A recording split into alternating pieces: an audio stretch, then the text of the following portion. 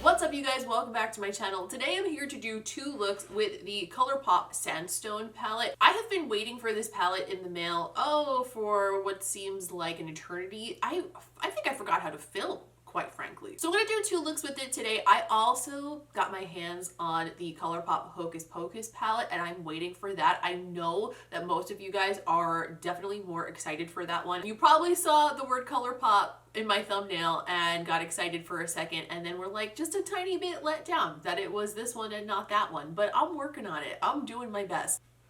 Also, my eye is watering. Barbara's here and she's ruining everything. So I'm gonna try to get through this intro as quickly as I can so that it doesn't completely water off the makeup that I just did before I get to take pictures of it for Instagram. You know, that's the worst. So I didn't even realize that there was a controversy around this palette until right before I sat down to film this video. I went on ColourPop's Instagram to look at swatches to get ideas because I was literally still waiting for it in the mail and I didn't have it in front of me. And then I saw all the comments, and apparently there was controversy surrounding the theme of this palette, and they're going to be redoing the packaging and changing the shade names in the palette. So what I am going to do in order to be respectful, because I don't want to use names that offend people, and also because they're going to be changing the name of the shades and it's going to be irrelevant anyway, I'm just going to refer to the colors that I use from this palette generically, like by describing them the way I would with a Morphe palette. That way we get to make it make sense and also be respectful at the same time. I think that makes sense.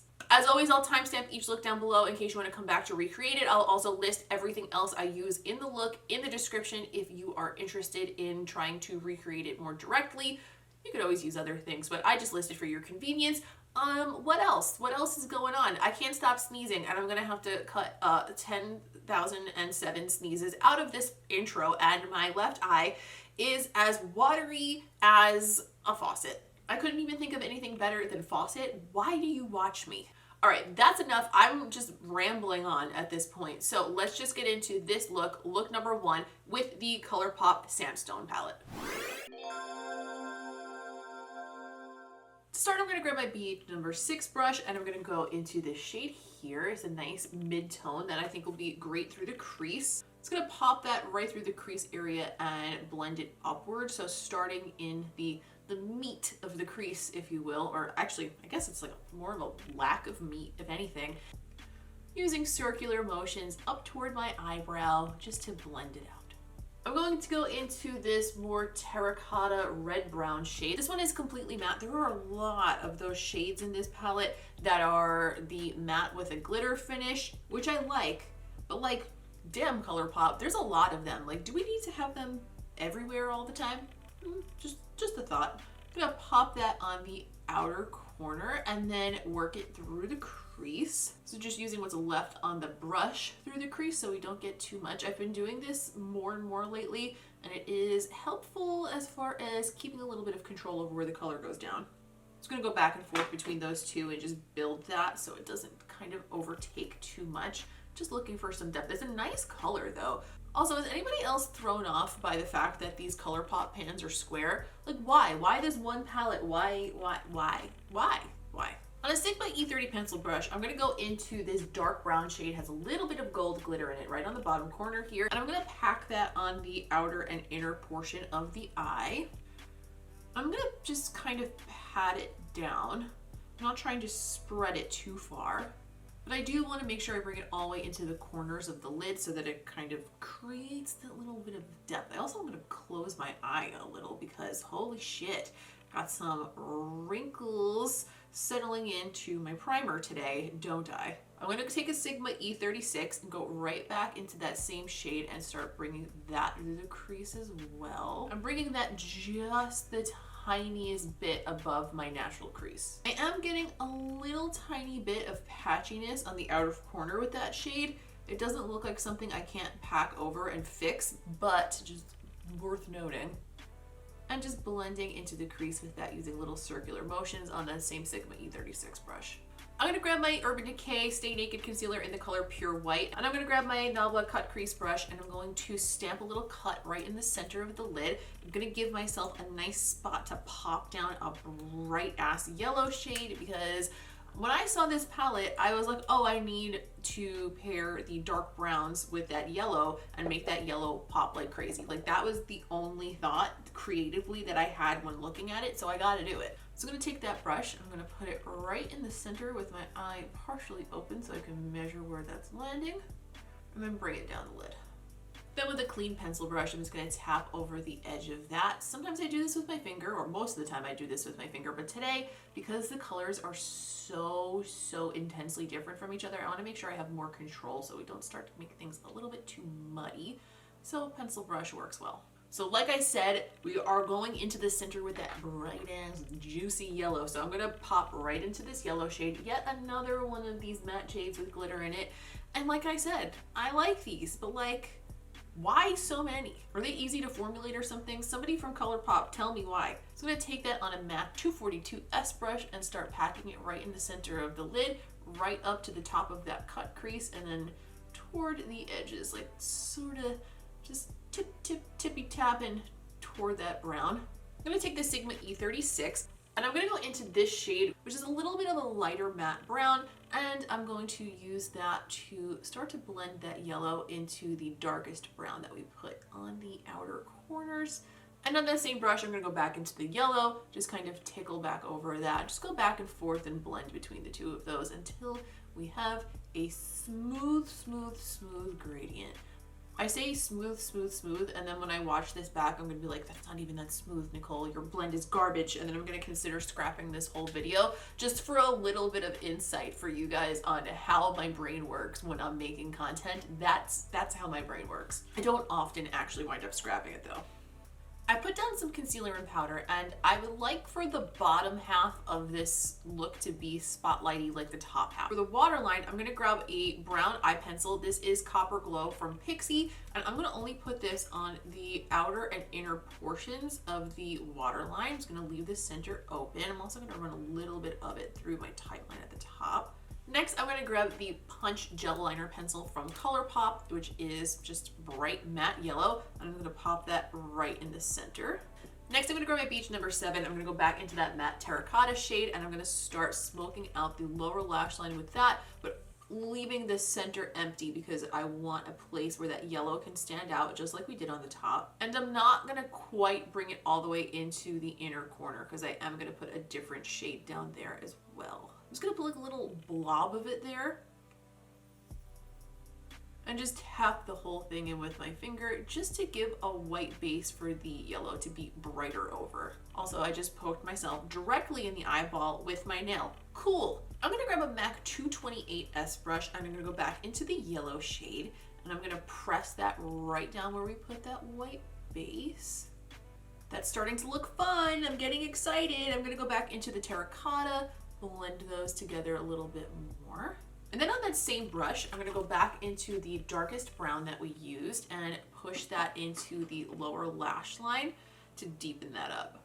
Now I'm gonna grab my NABLA small pencil brush, and I'm gonna go into this kind of champagne, it's almost like a shell shade up here, but it is a straight up shimmer, not one of those in between kind of a shades. And I'm gonna pack that onto the brush and wet it, and then pop that on my inner corner as the one and only shimmer highlight so far in this look. Just pop that right there. That's why we didn't bring that color all the way into the center. And blending in a little bit more of that terracotta shade around it. All right, I put on House of Lashes Stella Luxe lashes. I put on a fresh pair, and somehow in the process of it managed to poke myself in my eye, and now it just like feels like things are poking into my eye and it might start watering.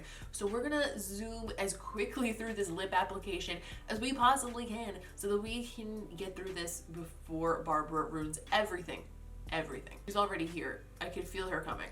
So for the lip, I kind of want to reflect the more terracotta shade that I put through the crease. So I'm gonna grab the Melt lip liner in the color French Kiss, and I'm gonna go through the center with the NABLA Creamy Dreamy lipstick in the color Adam's Dream. This is like a warm-ish, nude-ish, and this is just a warm brownish, and I think it'll all come together and give this a little bit of a fall kiss.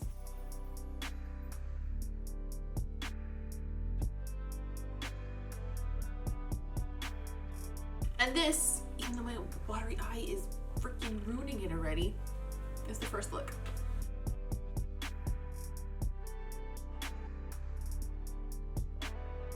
Okay, because this palette is a little bit on the neutral side, it's not a neutrals palette per se, but I would definitely say that it is toned down as far as most of the shades in there are concerned. I want to make sure that when I do use the colors, especially the shimmers, that they are popping a little bit, that they are maybe giving me a little bit something more interesting than I would have expected from it. So for this look, I'm going to get a little bit creative with how I use some of the shimmers. But first things first, I need to put down a base on my eye. So I'm going to begin by going into the same shade that we used in the first look in the crease. That was a good transition color. And I'm just gonna quickly pop that down on my BH number 7 and use that as something for everything else to blend into. I'm gonna add some more shades to it, but this is just our starting point as usual. Next on my Sigma E36, I'm gonna go into this cocoa matte brown shade again. This shade reminds me of a cup of hot chocolate for some reason, and I'm gonna be very honest with you, it's making me hungry. I know I say that all the time, things constantly make me hungry. I should really just start eating more before I film, I think, so that everything isn't compared to food. So I'm gonna put that through the crease and blend it lightly into the surrounding shade, just creating a little bit of a contour through the crease, and I'm gonna flick the end out just a little bit because the main shape of this is going to be kind of like a wing shape. I'm gonna go into this shade right here. This is kind of like not too far off of my skin tone, but it has a little bit of a gold glitter in it. Again, another one of these shades, but I'm gonna pick it up on my finger and just press it across my lid. Whoa, that is more orangey than I was expecting it to be. Okay, maybe not that close to my skin tone. It still kind of serves the purpose I was looking for though, so I'm just gonna press it across my lid. And then I'm gonna grab a brush. I'm gonna use a BH number. This is a 7. I said the other one was a 7. The other one was a 6. Wow, I use these brushes every video. How am I still screwing that up? I'm just gonna use that brush to blend the edges of that into the corners where my finger doesn't quite reach. To continue this look, what I want to do is create a giant, if you will, black winged liner. Pretty much like doing the whole lid as liner. We're gonna go over so much of what we already put down. And then I'm going to go over that black liner with some of the greens in this palette to create an ombre. I already put this on my Instagram story, but I tested this theory on the back of my hand to make sure that it would work the way that I thought it would, and it does indeed. So as long as I don't fuck it up on my eyes, it's gonna look a little something like that. The liner I'm going to use today is the Immortal Gel Liner from Melt Cosmetics. This is brand new. I haven't used this one before, but I love their gel liners. And I'm going to use the NABLA Liner and Brows brush.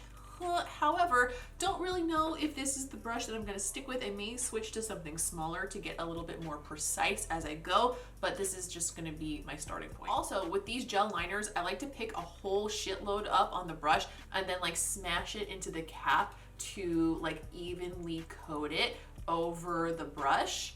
I don't know if that makes sense, but it seems like it makes it easier to use. Maybe that's a tip, maybe it's not.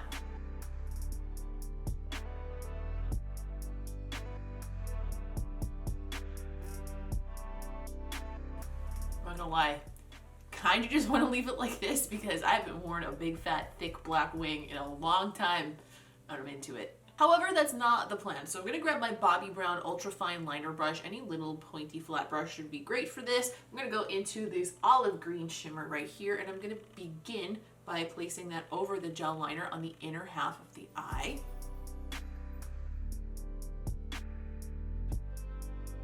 On the same brush, I'm gonna go into this lighter, more duochromatic green, and I'm gonna start packing that next to the olive green and blending that out toward the end. Blend those together just by tapping back and forth over them.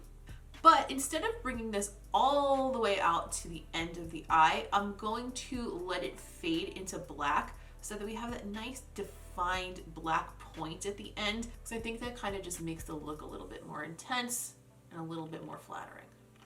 I'm using my finger to get that blend a little bit more even, but if you find that you're struggling to get the duochrome to blend into the black, you can always grab a black matte shadow from any old palette. Any black powder eyeshadow at all will do, and that way you can use that to blend back over it and even it out if you feel like you need to. Concealer and powder are down, and we're ready to start working on the lower lash line. I'm gonna grab my NABLA Cupid's Arrow Stylo number 4, which is their black shade, and I'm going to first of all, struggle to open. Why would it open? There we go. I'm gonna run this through my waterline. I'm also going to smudge it through my lower lashes, and then we are going to like create the same kind of a deal that we did on the top on the bottom. You feel me? You smell me?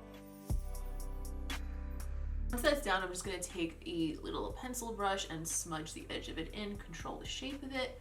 I say this every time I use the NABLA Cupid's Arrow stylos, but goddamn, they dry very quickly. So you have to be quick as a whip.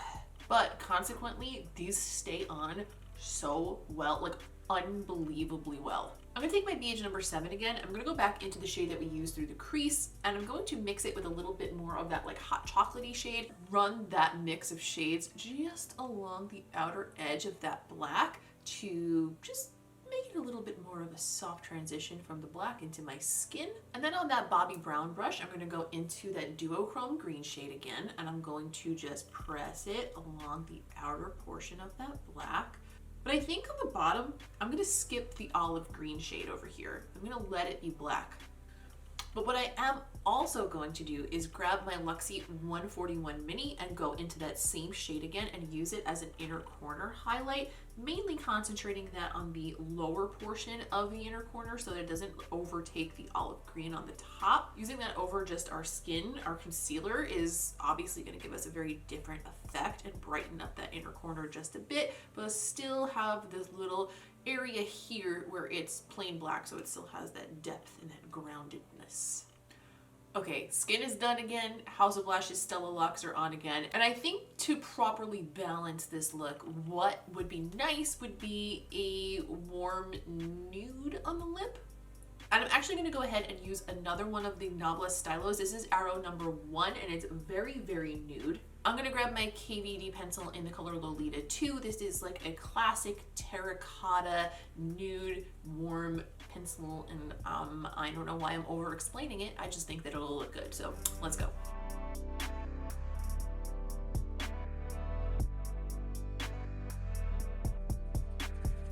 And this is the second look.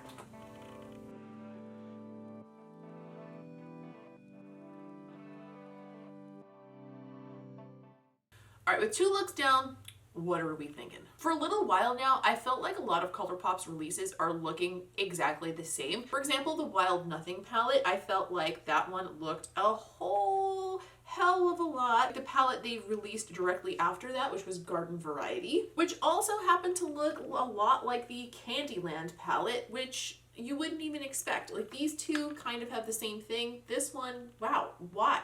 With that being said, I don't think that Sandstone is like such a big deviation from those palettes, but at least I feel like the tones are a little bit different. They're definitely warmer, and this one definitely gives me more of a fall vibe. However, I don't think that it's groundbreaking as far as color story is concerned, so it's not like the most exciting. Nothing underperformed, everything blended pretty nicely. I had a little bit of patchiness applying one of the browns at first, but it was like really easy to overcome and didn't get patchy again after I blended again. It was just like on first application, so really not a big deal. The only complaint I have, which is not even really a complaint, is that there are just so many of those matte with a little bit of glitter shades just in all of these palettes lately, and like I said, I like them, but like they don't need to be every shade. Leave me a comment, let me know what you think about that. Like, is it like overdone at this point? I just feel like they're everywhere, and not just ColourPop, like all over the place. Like, that's like what's the shit right now. And like I said, they're not bad. They're just like, why? Is it Tati's fault? I feel like it's Tati's fault. As far as this look goes though, I'm glad that I got like a little bit of an unexpected vibe out of it. I definitely, honest to God, like even looking at the palette when I first got it, I didn't know that I was gonna get this out of it, you know? The road just kind of took us there as we went, and I'm pleasantly surprised. So overall, I like it, but I don't think it's like so amazing that you need to run out and get it ASAP. I'm a little bit more excited for the Hocus Pocus palette, which I also ordered and am waiting for. So hopefully we will get a video up with that ASAP. However, I also got my first ever Pat McGrath palette, and I'm going to do a video with that soon, and I'm super excited. So please leave me a comment down below, and also let me know which one of those are you excited for. Are you excited for either of them? Just, are you excited for nothing? What are you going to eat for lunch? Whatever you have to say, let me know and I would love to hear about it. Don't forget to leave a like on this video if you enjoyed it because it's very helpful and I would really appreciate it. If you're new around here, subscribe because I would love you to stick around for more videos. I think it'd be a great old time and it would make me very happy. Quite frankly, it would make my entire day. If you find yourself wondering what I'm doing between videos or just wanting a little bit more of me in your day-to-day life, first of all, why? But second of all, you can find me on Instagram. I keep my stories updated all the time. I post other things over there like lip art and close-ups of the makeup that we do here on this channel, and I would love to have you. That's all for today. Thank you so much for watching. I hope you enjoyed this video. As always, I appreciate you taking the time to hang out and talk about makeup with me today, and I will see you in the next one.